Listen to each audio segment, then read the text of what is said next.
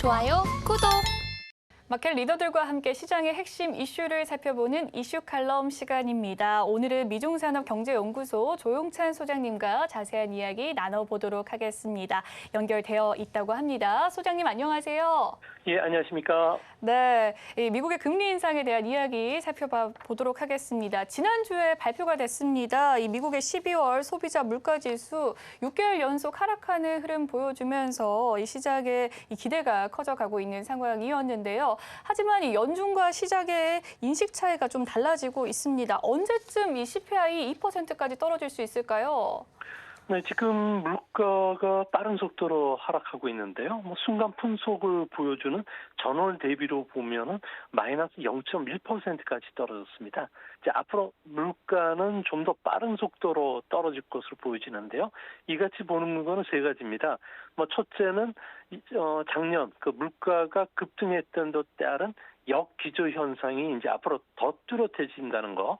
그리고 두 번째로는 이번 물가 상승의 주범이었죠. 중고차 가격 같은 경우에는 전월 대비로 보면은 마이너스 2.5%까지 떨어졌습니다.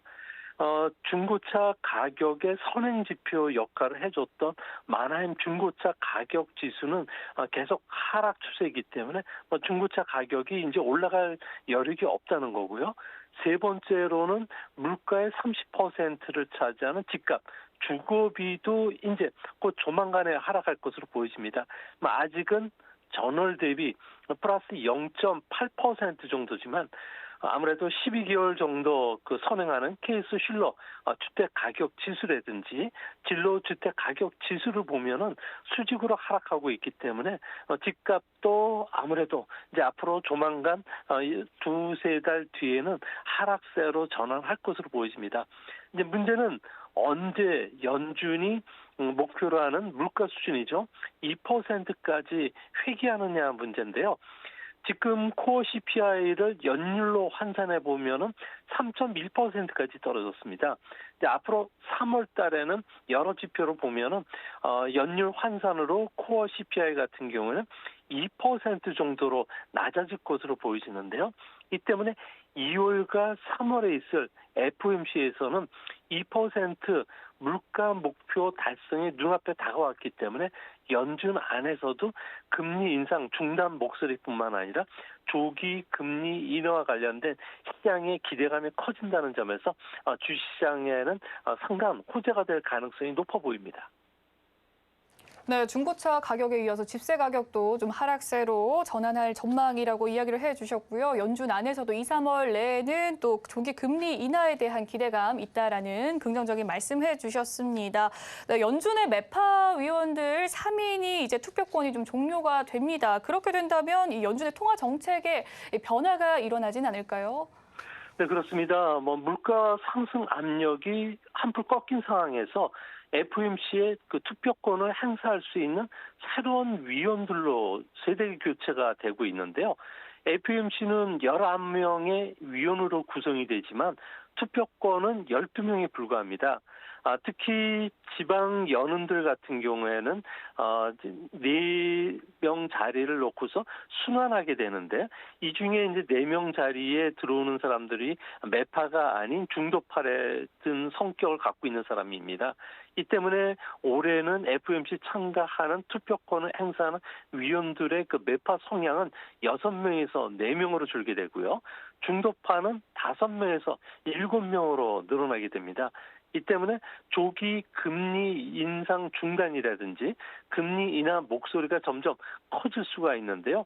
하지만 그 제롬 파월 의장 같은 경우에는 사회를 보고 있기 때문에 금융시장이 조금 좀 이른 시점에서 금리 인하를 너무 확정적으로 받아들인다면은 장기 금리 하락뿐만 아니라 주가 상승을 통해서 금융 긴축 효과가 사라져 버릴 수가 있기 때문에 아무래도 제동 역할을 할 것으로 보여지는데요. 이 때문에 조기 금리 인하와 관련된 관측을 부추기는 연준의 그 정보 발신이라든지 또한 그 물가와 관련해서 의도적으로 강한 경계감을 좀 내비칠 가능성이 큽니다. 이 때문에 시장은 연준과 시장 간의 괴리는 더 벌어질 수가 있는데 과연 그 늑대 소년처럼 시장의 조기 물가 상승 압력을 잠재우지 못했던 연준에 대한 비판적인 시각이 높기 때문에 시장은 시장대로 연준과의 괴리를 넓히면서 주가나 금리도 떨어지는 이런 국면이 당분간 지속될 가능성이 있지 않나 보여집니다. 네, 최근 들어서 이제는 또 투표위원 중에 매파적인 발언을 하는 의원들 3명이 투표가 또 종료가 됩니다. 그러면서 중도파가 수적으로 좀 우세하게 되는데요. 그에 따른 미칠 영향들 살펴봐 주셨습니다. 최근에 달러 흐름도 한번 살펴보도록 할게요. 최근 달러의 약세화 흐름 거세가고 있습니다. 킹달러 시내가 저물고 이제는 좀 금값이 상승을 한다. 상승 랠리를 보여주고 있는데요. 신흥국의 통화가 좀 강세가 될까요? 네, FRB 안에서도 지나친 금리 인상이 경기를 과도하게 악화시키는 그 오버킬 위험을 경고하는 목소리들이 많이 나오고 있는데요. 나팔 볼식, 애틀랜타 연은 총재뿐만 아니라 토머스 바킨, 리치먼드 연은 총재들이 여기에 가세를 하고 있는데 아무리 빨라도 4분기 정도가 돼야지 금리 인하가 시작이 되기 때문에 한 3개월 정도 경기 침체는 피할 수는 없는 것으로 보여집니다. 이 때문에 시간이 갈수록 장기 금리는 더 떨어지게 되고요. 이렇게 되면 달러 약세가 되면서 신흥국 통화는 강세로 돌아설 수밖에 없습니다. 이뿐만 아니라 금과 같은 안전자산 같은 경우에는 경기 침체 국면에서는 늘 투자 가치로서의 그 각광을 받았기 때문에 금에 대한 투자와 관련된 목소리가 지금 계속 높아지고 있는데요. 골드만삭스 같은 경우에는 올해 중에 금 가격이 온스당 2,250달러니까 지금보다도 한 17% 정도 더 올라갈 수 있을 거로 보고 있습니다. 이 때문에 우리나라에서도 금 통장을 운영하고 있는 국민은행, 신한은행, 우리은행 쪽에 금 통장 잔액이 지금 6,500억 원을 좀 넘었다고 하는데요. 일반 예금처럼 소액으로도 투자할 수가 있기 때문에 앞으로도 계속 각광을 받지 않을까 보여집니다. 네, 최근 금 가격이 상승하고 있는 가운데 앞으로도 또 골드만삭스가 더 올라갈 것이다라고 예견을 했다라고 합니다. 금 투자에 대한 이야기도 살펴봤고요. 국내 시장도 한번 짚어보도록 하겠습니다. 외국인들이 새해 들어서 이 국내 증시 순매수의 확대를 계속해서 늘려나가고 있는 상황인데요. 특히나 반도체, 은행주들 담고 있습니다. 이렇게 바이코리아로 돌아선 이유가 무엇일까요? 네, 우리나라뿐만 아니라 다른 아시아 국가 쪽에서도 외국인들이 지금 들어오고 있는데요. 새해 들어서 코스피는 7%, 그리고 홍콩 항생지수는 9%, 상하이 종합주가지수도 4% 상승했습니다. 오늘 현재 새해 들어서 외국인들은 코스피 시장에서 무려 3조 5천억 원을 쓸어 담고 있는데요. 삼성전자라든지 SK하이닉스 그리고 현대차 금융주들을 많이 샀습니다. 이들 종목의 공통점은 작년에 주가가 너무 많이 하락했다는 거고요. 또한 그 장기 금리가 하락하면은 밸류에이션 가치가 상승할 수 있기 때문에 아무래도 4분기 이후 경기 회복에 따른 실적 개선도 강해질 수 있다는 겁니다. 여기에 통화 가치가 폭락을 했기 때문에 최근에 들어서 원화 가치가 상승하는 데 따른 투자 매력도 느끼게 되게 될 것으로 보여지고요. 이제 앞으로 계속적인 외국인 매수에는 유입이 될 것으로 보고 있는데요. 아무래도 중국 같은 경우에는 3월부터는 경제 활동 정상화 단계를 밟을 것으로 보여집니다. 이렇게 된다면 공급망 재개도 빨라지고요. 또 보복 소비도 일어나고 경기 회복에 대한 기대감이 높은데 우리나라 같은 경우에는 코스피에서 시가총액에서 제조업이 차지하는 비중이 69%입니다. 중국의 경기 회복에 바로 수혜를 받을 수 있는 반도체들과 관련된 기업 제품들이 군이 상당히 많다는 건데요. 이 때문에 반도체 경기 같은 경우에는 우리는 출하재고 밸런스가 바닥에 좀 도달했고 그리고 올해 상반기 중에는 반도체 매출도 바닥을 통과할 것으로 보여지고 또 국제 정세 변화 속에서 반도체가 갖고 있는 의미도 커졌기 때문에 외국인들이 최근 들어와서 한국 반도체에 대한 관심이 상당히 높은 것으로 보여집니다. 네, 최근 새해 들어서 외국인들이 주가 낙폭이 컸던 대형주 위주로 담고 있는 모습 이야기를 해주셨고요. 앞으로도 계속해서 바이코리아가 이어질 것이다라는 긍정적인 이야기 해주셨습니다. 어제 발표가 됐습니다. 중국의 4분기 GDP 성장률이 발표가 됐는데 마이너스로 좀 돌아서는 모습이었습니다. 올해 1분기 바닥을 좀 찍고 다시금 반등 가능할까요? 네, 중국 같은 경우에는 현재 그 경기와 관련해서는 낙관적인 그 분위기가 강한데요.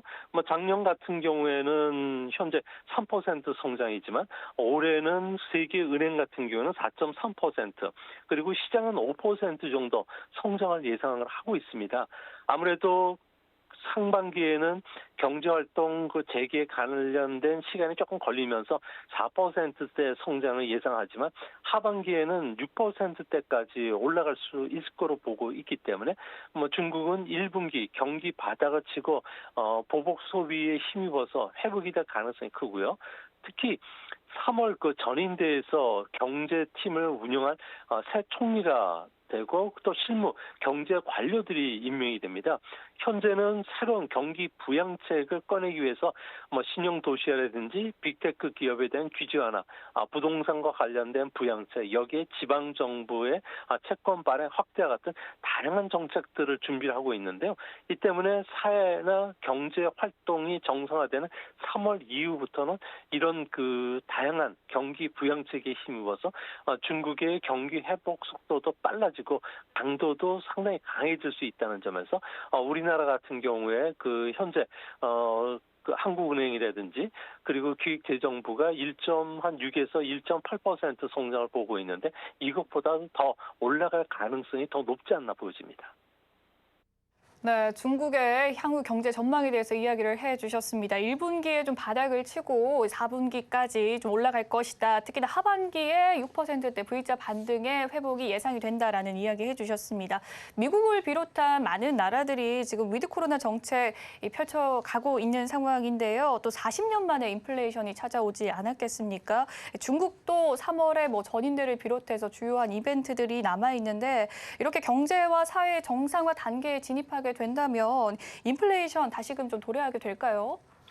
네, 뭐 글로벌 경제는 경기 침체의 국면에 빠져들 것으로 보여지지만 뭐 중국만은 나홀로 경기 회복을 들어갈 가능성이 높은데요.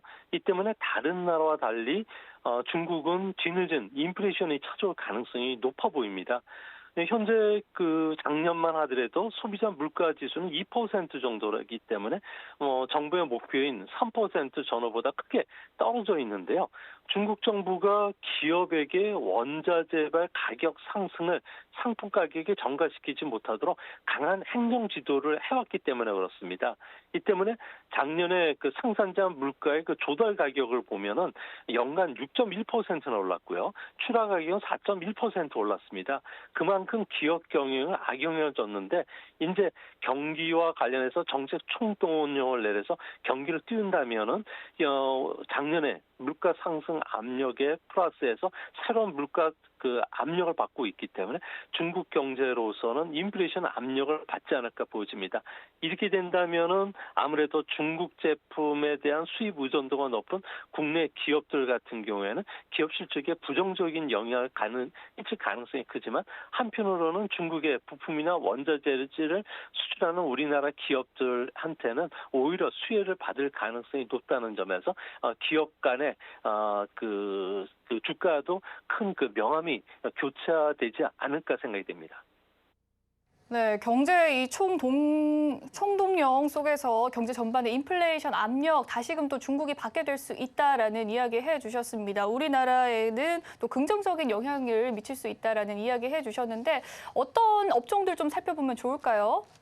아무래도 우리나라 같은 경우에는 반도체라든지 이런 기업들 같은 경우는 상당히 좀 수혜를 입을 가능성이 크고요. 반대로 전기 자동차와 배터리와 관련해서 중국의 원부자재 수입 의존도가 높은 기업들, 또 히토류 기업이라든지 또 중국의 그 다양한 그 부품이나 원자재 그리고 자원들을 수입하는 기업들 같은 경우에 아무래도 중국발 인플레이션 압력을 받을 수밖에 없기 때문에 그런 기업들은 상당히 좀 어려움을 겪을 거는 분명히 보입니다. 하지만 틀림없다는 거는 중국의 수출이 하반기부터는 개선이 되는데요. 우리나라 같은 경우는 중국의 수출에 부품을 공급해주는 국가이기 때문에 중국 수출이 회복이 되기 전에 한 달 보름 정도 먼저 대중국 수출이 일어나게 됩니다. 이 때문에 2분기부터는 중국과 관련된 부품이라든지 자본재 이런 그 중간재를 수출하는 기업들 같은 경우는 분명히 수혜를 받지 않을까. 그것도 VTM 회복이 가능하다는 점에서 대중국 수출 관련주들을 좀 더 면밀하게 살펴보실 필요가 있지 않나 생각이 됩니다. 좋아요, 구독!